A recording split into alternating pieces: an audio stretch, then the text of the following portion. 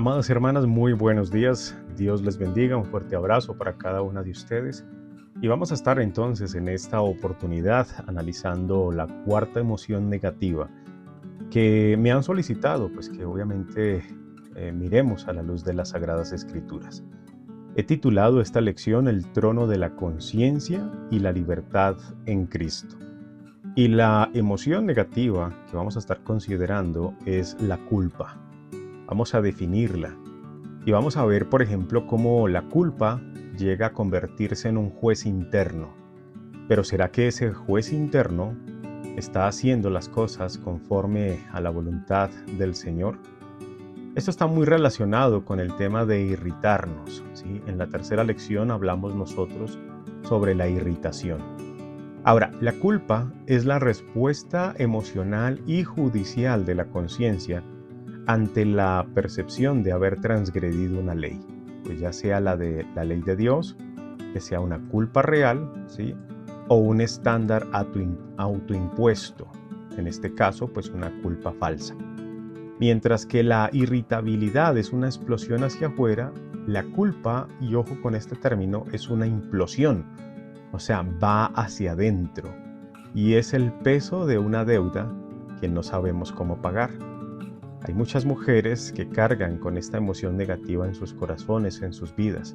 Se sienten culpables a veces por muchas cosas que ocurren, pero realmente la culpa es conforme a eso que consideran y a eso que se autoimponen, ¿sí? Según sus propios corazones o conciencias.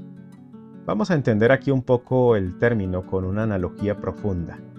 El manto de plomo en el jardín. Por ejemplo, cada una de ustedes imagínese que es la mujer de Tito II y está llamada a cuidar ese jardín. ¿Cuál es ese jardín? El hogar, el carácter, la fe. ¿Y debes de hacerlo con qué? Con diligencia y gozo. La culpa es como un manto de plomo que te pone sobre los hombros. Al principio, muchas mujeres creen que pueden llevarlo y que esto pues es una muestra de humildad o remordimiento. Pero pronto, ese manto de plomo les impide agacharse para poder cultivar ¿qué? La bondad o levantar los brazos para la reverencia. El manto no limpia el jardín, solo está agotándola a la jardinera. Agota a las mujeres cuando se cargan con esas culpas de manera innecesaria, de forma que no conviene, pues eso termina solo agotando a la persona, en este caso agotando a la mujer.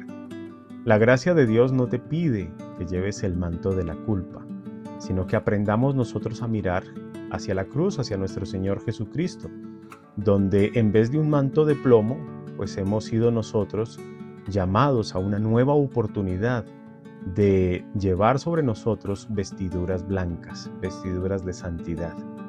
Por eso es importante que cada una de ustedes discierna muy bien la fuente, ¿sí? De esa culpa.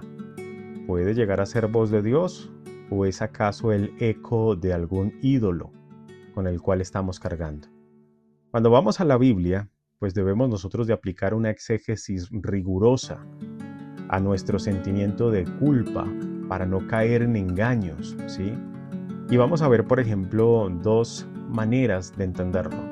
Primero, existe una tristeza que es según Dios y esta es una culpa real, es específica. El Espíritu Santo pues nos puede estar señalando un pecado concreto. Por ejemplo, cuando la Biblia enseña que no debemos de exasperar a nuestros hijos. Y si hemos caído en el error de exasperarlos, tratándolos injustamente y gritándoles de manera desproporcionada, pues ahí el llamado es a que nos arrepintamos nosotros de ese pecado y a que procedamos a sufrir la restauración adecuada conforme a la palabra de Dios. ¿Esto repercute en qué? En vida. Va a producir vida espiritual.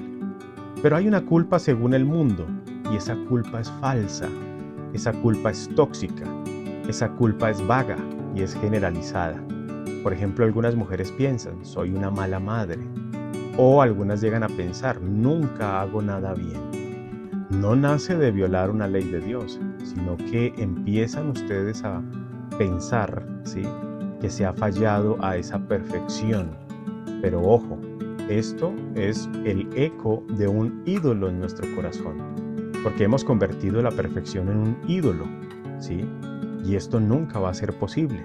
No existe un ser humano perfecto sobre la tierra, solo nuestro buen Dios, nuestro Señor Jesucristo. A veces la fuente está oculta, a menudo pues puede sentirse usted como mujer culpable, no porque haya pecado, sino porque esa imagen de mujer perfecta, pues de pronto en algún punto fue dañada. Y eso, hermanas, no es humildad, eso es un orgullo herido. Sí, hay muchas mujeres que quieren convertirse en esas mujeres perfectas, pero volvemos al punto. No somos perfectos, somos imperfectos y estamos en la búsqueda de ese Dios perfecto. Así que pensar de esta manera, pues obviamente es una culpa según el mundo. Y esta culpa se convierte en algo falso, en algo tóxico para nuestra mente, para nuestro corazón, y puede empezar a crear raíces de amargura. Y esas raíces de amargura pueden incluso hacernos perder la salvación. ¿Qué debe de hacer entonces usted, mujer? Pues ejercer dominio propio. Y aquí viene el término que hemos estado estudiando en estas últimas 3 lecciones, y es el sofronismo de la gracia. Para una mujer al estilo de Tito II, ¿qué significa el sofronismo? Pues significa el dominio propio, ¿sí? Y eso significa que usted debe de gobernar la mente para que no acepte acusaciones por las cuales Cristo ya pagó. Primero, el arresto del pensamiento. Cuando la culpa nos paralice, pues debemos nosotros detenernos y debemos de preguntarnos, ¿es acaso esa culpa un pecado delante de Dios? Si es así, pues debemos de confesarlo. Debemos nosotros de buscar el arrepentimiento, el perdón de parte de nuestro Dios, como enseña 1 de Juan 2:1, ¿sí? Y de esta manera pues podemos ser nosotros restaurados.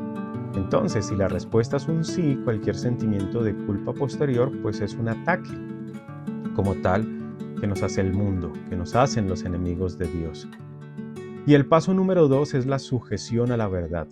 El dominio propio es decidir creerle a la Biblia por encima de esos sentimientos. Si en la primera de Juan capítulo 1, versículo 9, dice que la mujer es limpia, ¿sí? Empezar a sentirse usted de esa manera sucia, de esa manera mentalmente oscura, ¿sí? Pues es una forma de desobediencia intelectual, hermanas. Hay que entender que a la luz de este principio bíblico, el cual nos ha sido dado por el Espíritu Santo, pues Dios ya nos ha limpiado y debemos de llevar todo pensamiento cautivo hacia la palabra del Señor. Así que cuando no lo hacemos nosotros y le damos fuerza a esos pensamientos, a esos sentimientos de culpa en nuestras vidas, pues estamos teniendo nosotros una desobediencia intelectual. Aquí la técnica de oratoria interna. ¿Cómo deberíamos nosotros de estarnos hablando hacia nosotros mismos? ¿Sí?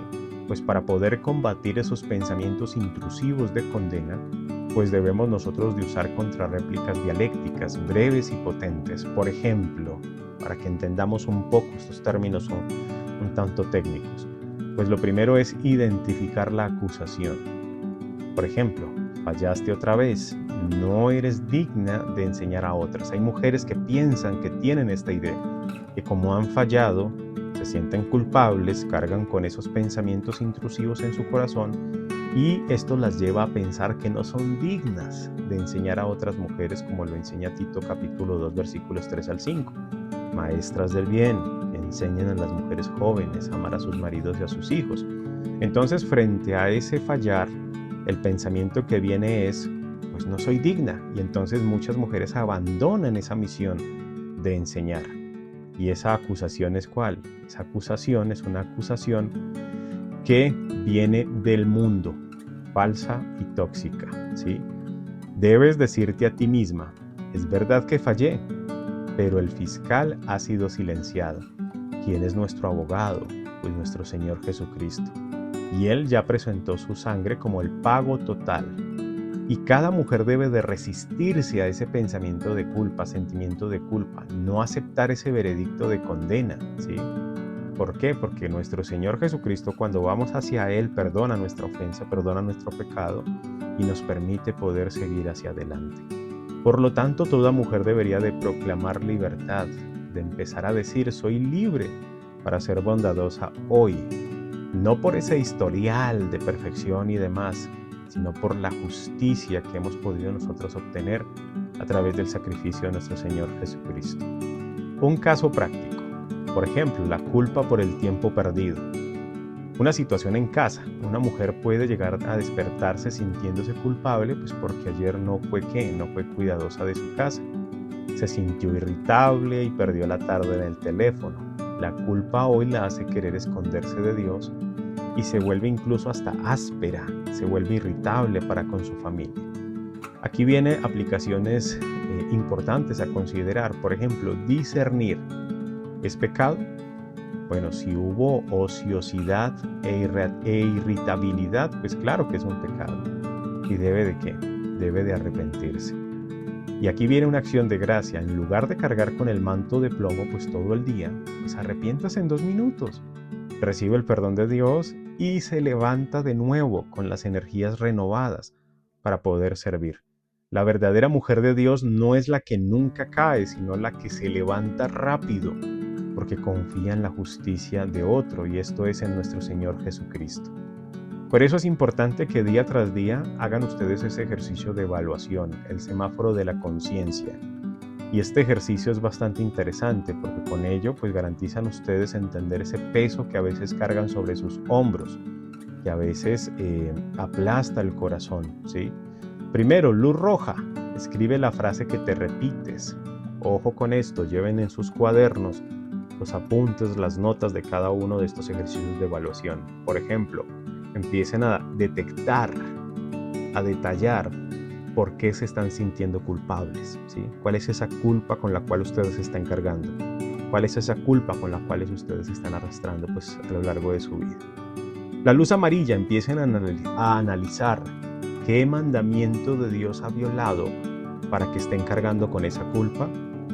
Si no encontramos nosotros un mandamiento que hayamos violado, pues eso se convierte en una culpa falsa por un falso estándar humano. Y luego viene la luz verde. Si es pecado, pues hay que confesar, hay que pedir perdón y hay que hacer la restitución, ¿sí?